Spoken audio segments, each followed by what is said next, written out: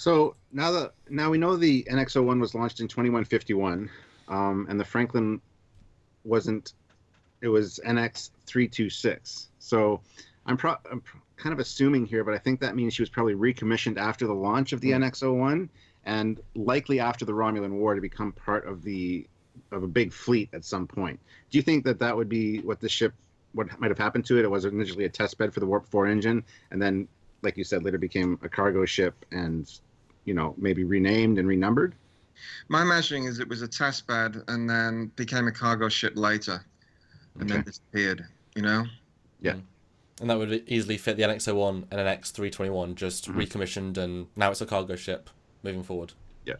Cool. Do you think there was any kind of registry before the NX, or just called USS Franklin, very much just doesn't need that because it's so new, sort of thing? It's so unique to the style. Or do you think it was like a NX super? I don't know, some early registry, or just Franklin? I don't know. Good. That's a good question. But I will say that if you look at my images, it has the old graphic from the original Enterprise on the side, but it says Franklin or Pioneer. But the graphic, the red graphic. If you look at that, and I don't know, have you seen those new models, the OMX models? Yes, the QMX model. Yeah. So they basically took my model, my rendering. I didn't even know they were making a model, and they took it and which had the graphics, which were placeholders at the time, and they made a model of it. So everyone's saying, well, that doesn't make sense because of the dates, and you guys are so wrapped up in the timeline that it's really throwing people off. And I can only say, guys, it was out of my hands. It was nuts. If I knew they were going to make a model of this thing, then we would go into because the graphics people in the movie design the graphics. I don't design the graphics. It was a placeholder, and but they sneakily took that and made a model of it. So I'm like, oh, geez. Yeah, because I remember when we did our speculation video, I was talking about the banners on the side, and it kind of dates it, to TOS era, and it's like, Well, I'm looking at your Pioneer. Way to screw up our speculation, man. I'm looking at the Pioneer, and it's a TNG style, so that's pretty funny. But again, that easy explanations for all these things. So I would suggest when they make an Eagle Moss version, let them know so they can correct that for the mass production version. That's pretty cool. Do you think she ever could have been an exploration vessel, or do you really think she was sort of a workhorse of the fleet, just going between the colonies and things? I think that she could be an inner galaxy exploration vehicle, meaning it doesn't go very far because it doesn't have much of a crew on it, So we could speculate on that, but I don't think it's something that you could compare to something that goes into deep space. Perhaps just a scout to you have one of these ships, small crew, you can just go in if need be, because I'm sure there's quite a few that were made. Cool. All right, one thing I do want to come back to is that window view screen. Yes. We know that the NX Beta and NX Delta, which were basically just Phoenix-style ships, still had a cockpit. Now, given that the Franklin has a window on the bridge, and that the Intrepid class and then the NX class did not, does this imply that this would have been the last prime ship to have a window, or was that very much the JJ prize? It has a window in its own universe. Well, so, I can tell you about those windows. It's a pure cinematic thing. It's a pure cinematic thing. We want to see the people on the inside from the outside, and that's why JJ. I think JJ was the first ship. The JJ ship was the first Enterprise that had it. If I'm right. First any Federation major ship. Yes. Yes. So I think that was a statement there. And when I did mine, they wanted to see the people inside. It was the same. It was the same mandate. You got to give it. And not knowing the timeline, it bouncing around all over the place. That's what it was. It was something that could have easily have changed after a certain point. But then we started building the interior of the set, which had the view screen. But that again could have been a huge monitor. So that could have been easily solved. But they really wanted to. And I actually don't think that. I mean, you guys have seen the film. Do you actually see any shots of the crew inside from the outside on the Franklin? No, unfortunately, no. Yeah, so they could have closed that up, but that was purely for that reason. Again, a cinema thing. So one thing I got to say about the window, and through all the two other movies, I was like, oh, it's not a window. But anyway, it's not supposed to be a window. It did come in handy in this movie, yes, as you'll see, because it's a good way for them to get off the bridge. So I turned to my buddy and I said, hey, I knew that would come in handy one day.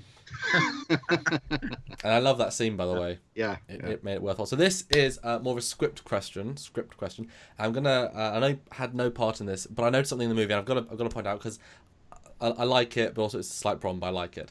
Kirk asks Scotty what this refitted post-Federation version of Franklin, the one in the movie, is armed with, and he replies, pulse, phase cannons, and spatial torpedoes. Both these weapons suggest she's still armed with her original ordnance, since the NX-01 uses phase cannons and spatial torpedoes at launch, but was refitted with photon torpedoes, which are the precursor to photon torpedoes, ready for the mission to find the Xindi. She was, however, armed with pulse versions of the phase cannon at launch. I love that attention to detail that she was armed with weapons that reflect the pre-NX-01 time that she was launched with, but would these not have been refitted? I do have a possible answer for this, Sean, so do not worry, but what are your thoughts on this bit of Trek minutia trivia?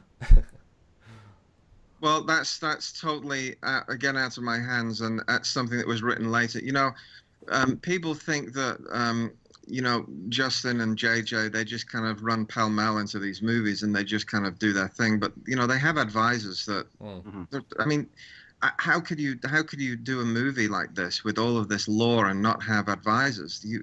They can't know everything. So they have people advising Simon Pegg on the lore of Trek, on all of this timeline stuff and this minutia with regards to designs, and that kind of stuff doesn't, you can ask my opinion, but that kind of stuff doesn't affect my design, my hands-on design, on how that looks, what kind of ordnance they use, unless I'm designing, the bays of that ordnance. It doesn't really affect me.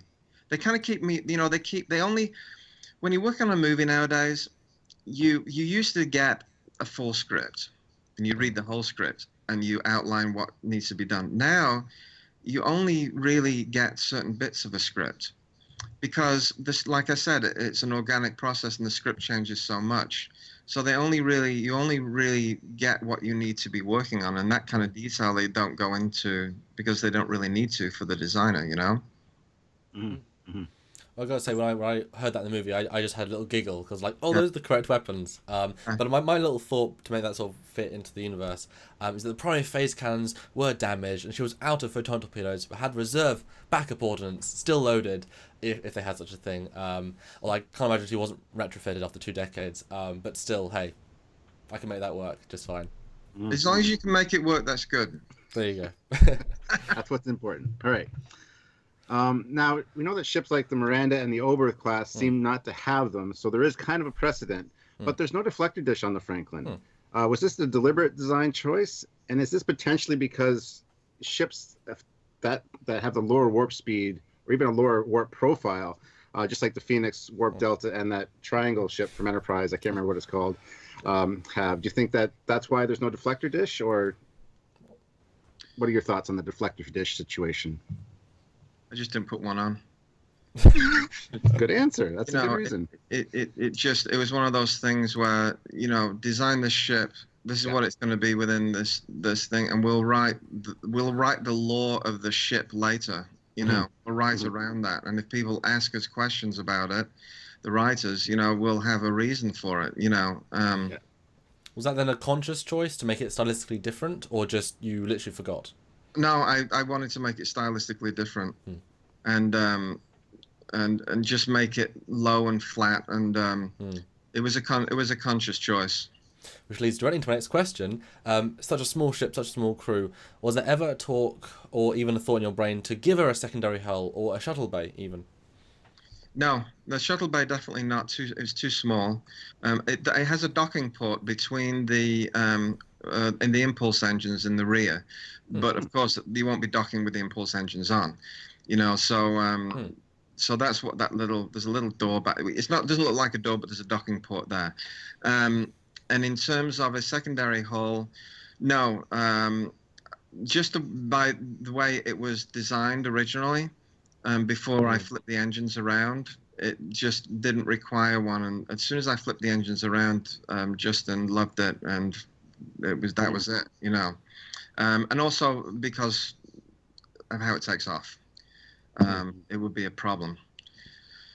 could you see a refit happening like the NX-01 refit to give it a secondary hull, or do you think it's very much, this ship is what it is? Well, it's not going to be refit now because it's smashed to pieces. But if somehow it did survive, and I absolutely could see another hull being attached to the bottom. It would basically be extending that the bottom out, as opposed to it being out on a neck.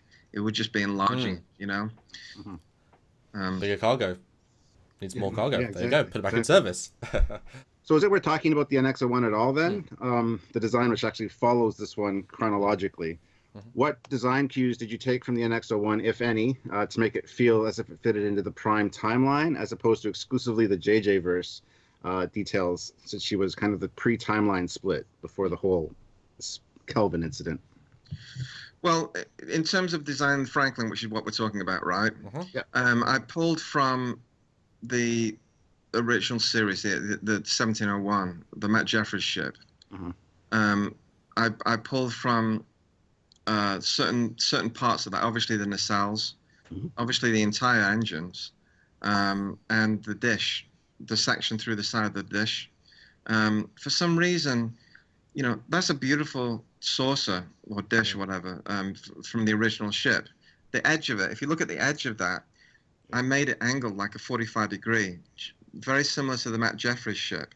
And ever since that ship in the 60s, they changed it. They made that almost a vertical wall on the side. Now, by angling it as it goes past the camera, it's like a knife edge. It almost gives it direction. It gives it it's beautiful, but it's aggressive. And they took that away, and I never understood that, so I brought it back. And the same thing with little details around the nacelles that Jeffries did. I brought those back as well, and just basically cleaned up a lot of stuff to make it not working from a minimal point of view, starting with shapes and then adding details. And did you pull anything from the JJ Price specifically to imply a stylistic, apart from I guess the window, but to show it was a precursor to that ship? Only I did the nacelles blue because it was that world, and I did the window. Other than that, I didn't pull anything from it. No, I didn't look at any other ship and start, because I've been doing this for 25 years, and when I started out, I looked at a lot of stuff to get myself going. It's like sugar, in the morning, and I don't need to do that anymore. I trust my own instincts. Yeah, I trust my own. I trust my own instinct, and I trust myself that I can come up with something. And I always do come up with something, and that just happens with time. But I knew that I wanted to bring that back from the 60s. I wanted to bring those design cues. It's not a copy, obviously, but certain design cues. Because again, like I said before, that show was designed with not much money. So he designed that ship relative to the money, and he depended solely on beautiful, simple shapes, and that's what we got away from with these other ships. And I wanted to bring that simplicity back. Cool. So this ship obviously exists in the Prime timeline as well because of pre-timer split. How long could you see this ship still being in operation? We know the Enterprise 1701 was 40 years old when the ship went to decommissioner, and the NX-01 was only 10 years. However, do you think we could have seen this ship in the TOS era, 84 years after the signing of the Federation Charter, like we saw Miranda classes decades later in DS9? Or would she have been neatly retired long before, do you think? I don't think it would be long before. I think it would. I think that this ship is a workhorse. I think that it lasts a long time. I mean, just even in the film, look what it went through. Exactly. I was just going to say that. It takes a good beating. Yeah. I just think it's almost like a tanker, ship tanker.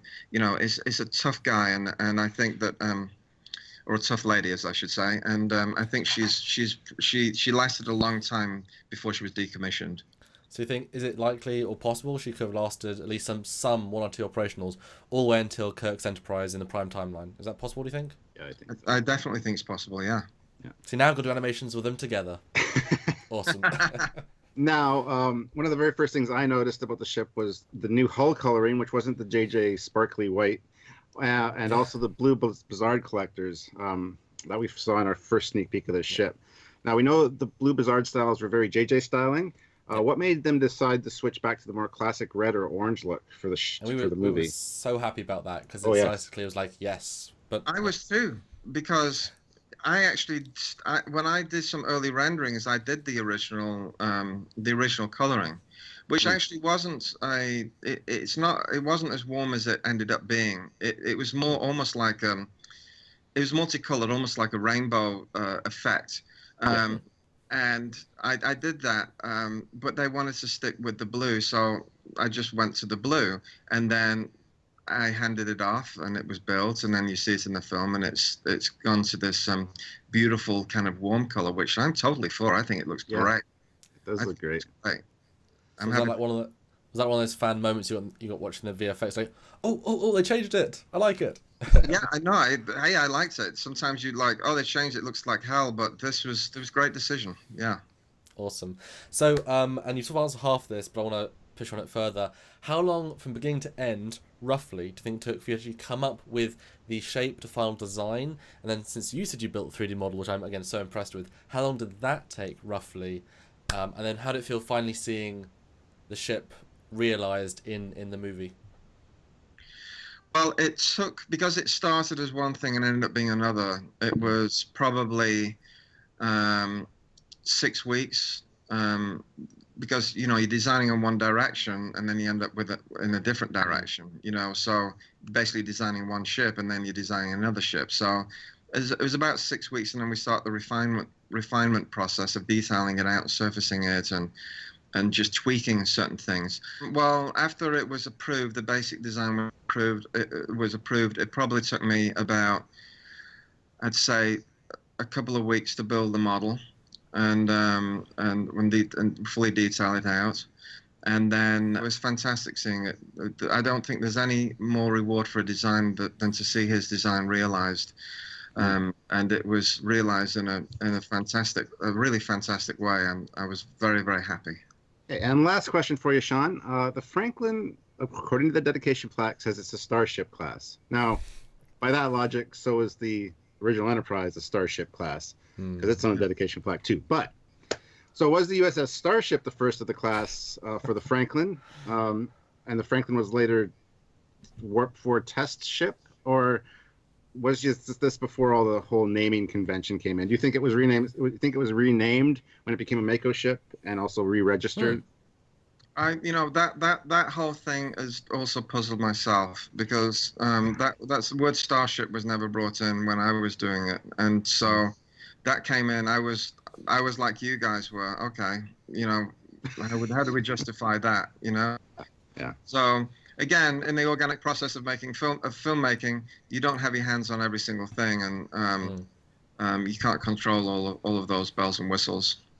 You mentioned earlier it was originally Pioneer. Should have been, or could have been the Pioneer class, or even the Franklin class would have sounded absolutely lovely. But hey. Okay, well, so thank you so much for joining us today, Sean. We love what you've added to the Trek lore, and look forward to speaking to you more about the Yorktown station and the new Enterprise A you did for Beyond as well. Yeah, thanks, guys, for having me on. I really enjoyed it, and you've got a great show, and I look forward to talking to you guys again. Yeah, thanks so much for speaking with us. It's always great when people like you take time out of their busy schedules to talk to us lowly little people. Anyway, guys, thanks to all you guys as well for joining us, as we look forward to creating more new content, not only with Sean, but also with all the other regular guest stars we have as well. We encourage you to please help us out by clicking that like button, as well as subscribing to the channel. Also, if you want to help us out a little bit more than that, please remember to visit Trekyards.com to check out past content from us. And maybe while you're there, click the big donate button. Or, go over to Patreon and hit us up on there and make a donation on a regular basis. So until next time, I'm Captain Foley. I'm Connor Cockings, and our special guest, Sean Hargraves. And we are Team Trekyards. We will see you all next time. Bye, guys. All right.